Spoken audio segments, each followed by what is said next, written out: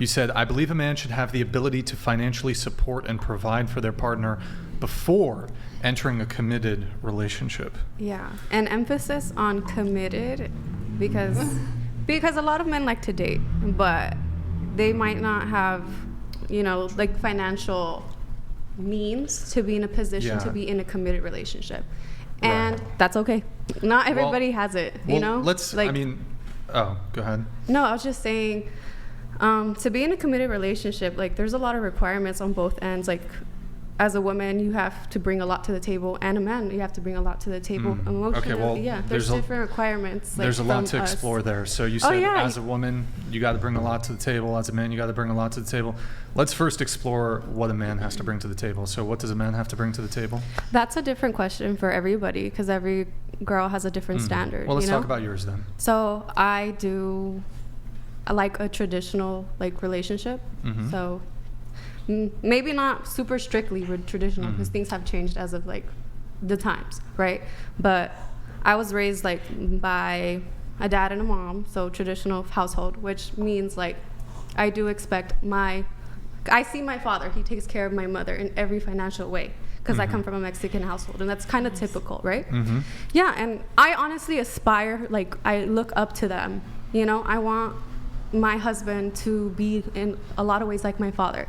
So when I date, I look for a man where I'm like, hey, look, I eventually want to settle down and have kids and be a mother.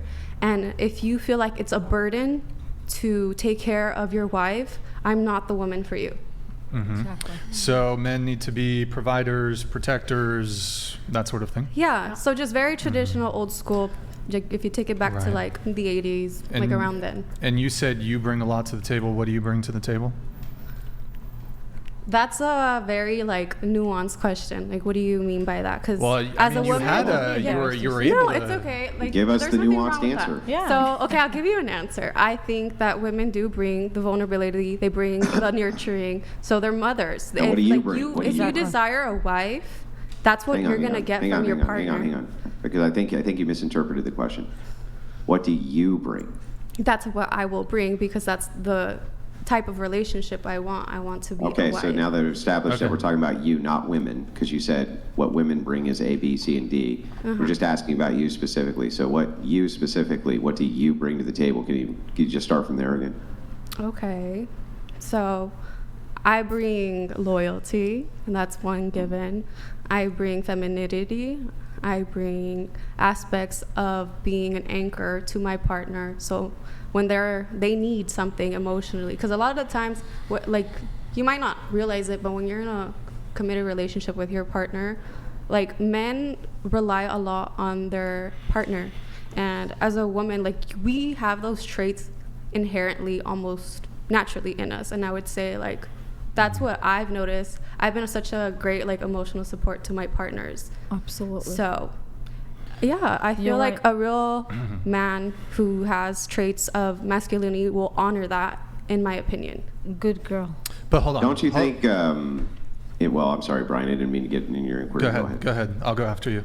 Don't you think that things like loyalty and femininity are just things that every woman you're supposed to bring to a table no matter what? Not all women have that trait. Some women are not nurture, hang on. I'm not saying that some women don't bring that. In fact, I would say a lot of women do not bring that. But I'm just saying, as a baseline, isn't that just a standard? This is just a reasonable, normal, across the board expectation that somebody would have, that their woman is feminine and loyal? Exactly. Not with modern feminism. Maybe I can clarify. Don't get a feminist. That's the point. Please, if I'm talking, allow me to talk. You guys keep interrupting. Okay, so you said men should be providers and protectors. I'm assuming you also want them to be loyal and masculine. And what was the other one that you said you were bringing to the table? You said loyalty, femininity, and what was the other one? Nurturing. You got to speak into the mic kindly. Nurturing. Okay. So I'm assuming you want your man to be loyal? Yes. And I'm assuming you want your man to be masculine? Yes. Okay, so you listed two really big things in terms of your expectations of men, which is providing and protecting. What is the female gendered thing that you're going to be bringing to the table? Because think- he's bringing masculinity, you bring Right. femininity. So you I both would bring say loyalty. it's What like do a you bring yin- to the table? Yeah, like a yin yang. You want the opposites of what your partner doesn't carry, right? So I'll bring what they lack, and I'll get in the receiving end what I lack as a woman. So I don't have physical strength, right? Mm-hmm. But I have emotional strength. He might not have emotional strength, but I have that. So it's like I will bring the Well, traits. I don't know. where- It doesn't seem very masculine to not have emotional strength. Um, That seems it like looks the different. opposite of masculinity, right? To not have emotional strength. I think No, you're I like think what she skewing. means- Oh my God. Guys, we need really good discipline here with the interruptions and talking at the same time. Go ahead. But like basically encompassing what I was just trying to say is we want a balance within our relationships, at least if you're somebody who likes more traditional relationships. So wherever I'm lacking, I want my partner to be, like to encompass that, and vice versa. Like that's what I want to do for my partner. Well, to explain kind of the context of the question, why it's being asked, is I agree that there's going to be unique things that women can bring to the table that men can't. For instance, women are going to be able to have babies. Men aren't going to be able to have babies, right? So we could say that that's a unique characteristic that a woman's going to bring to the table. But when women give it the expectation that, well, I'm looking for a guy who is masculine, provides resources, this and that, and protection being a big one, we're looking for what the counter trait is that he can expect from you that he doesn't just already have as a standard, right? So like if you name a trait like loyalty, the expectation of loyalty on both ends, that's just standard, right? Love, that's going to be just standard across the board. Protection is not, though. That's something that's unique to him, not generally going to be unique to you. Okay. So what is like kind of the offset to that? What are these unique principles which offset that you would bring? I think that the big one is, like I said, like being feminine. I feel like let's say like a real masculine man, there's no femininity in there. There might be small traits of being like a provider, like a protector. That's like, this shows like a sense of nurturing in their way. But Yeah, what that's would the different offset for something like protection be? That's what I mean, nurturing. Like that would be the Well, the if you say offset. femininity, the offset that he's already bringing is masculinity, right? Yeah, that's Could I right. ask a question? Yeah, So you're married, right? yeah. What traits did you look for in your wife? Like, why did you decide to pick her? Well, that's kind of complex, but I can give you the major reason. Okay. The major reason is that I knew for sure that she would be a wonderful mother to my children.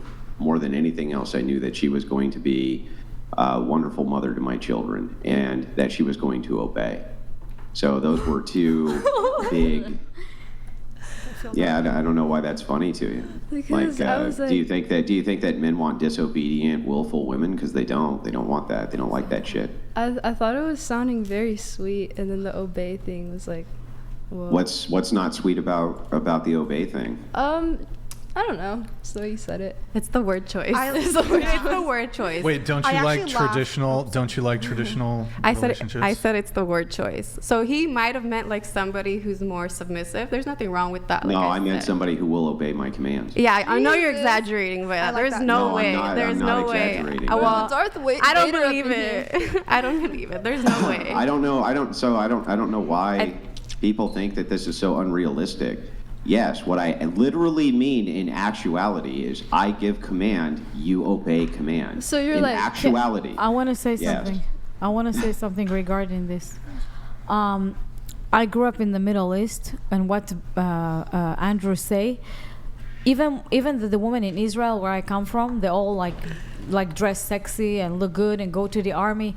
All of them, when they go into a relationship, except the radical feminists, of course, but the majority of women, okay, they have like a excitement to obey their man, to cook for him, to love him, to do his errands, to take care of the kids.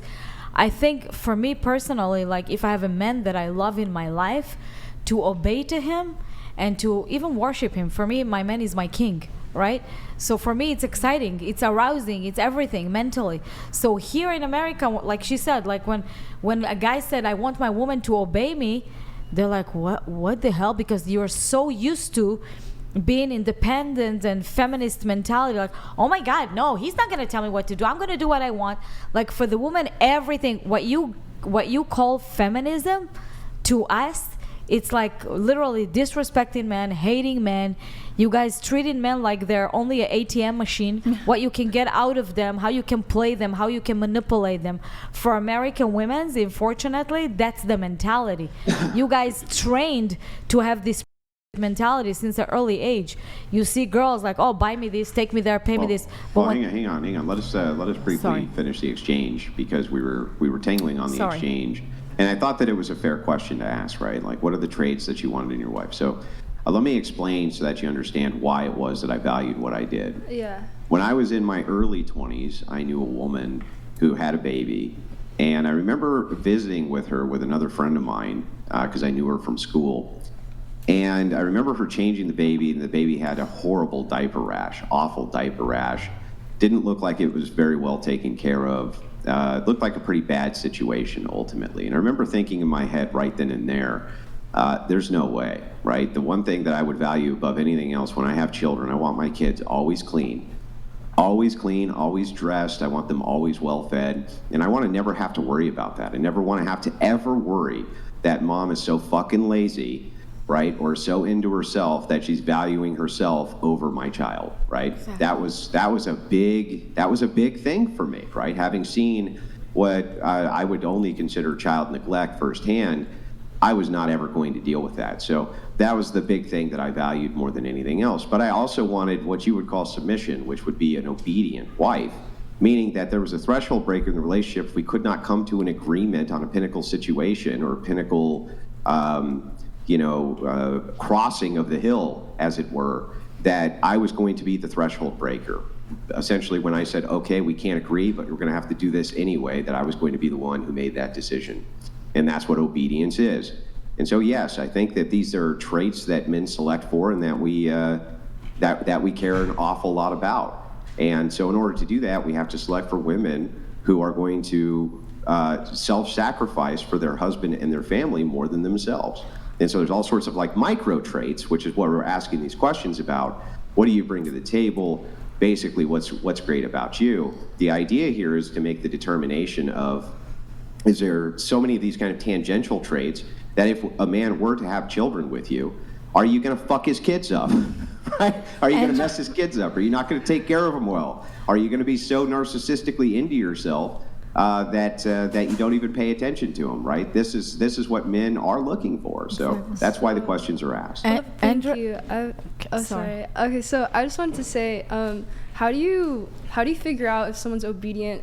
Like, did you earn the obedience, or were you like, are you obedient? Like, how did you figure that out? Because I'd like to share my situation. I talked to her on the first date. Yeah, you're like, said, these are the qualities that I'm looking for, right? If there's something that I think ought be done, and you're resistant to that thing, I don't want to have a long-term relationship with you. I was just as blunt with my wife as I am with everybody I meet in life. Very clear, crystal clear about the things that I want and the expectations that I have. And you know what? In comparison to modernity, the expectations that I had were super high. Very, very high expectations. And she came with some problems of her own, but I felt like the trade-off was fine, considering my expectations were so high, and she was willing to meet those expectations.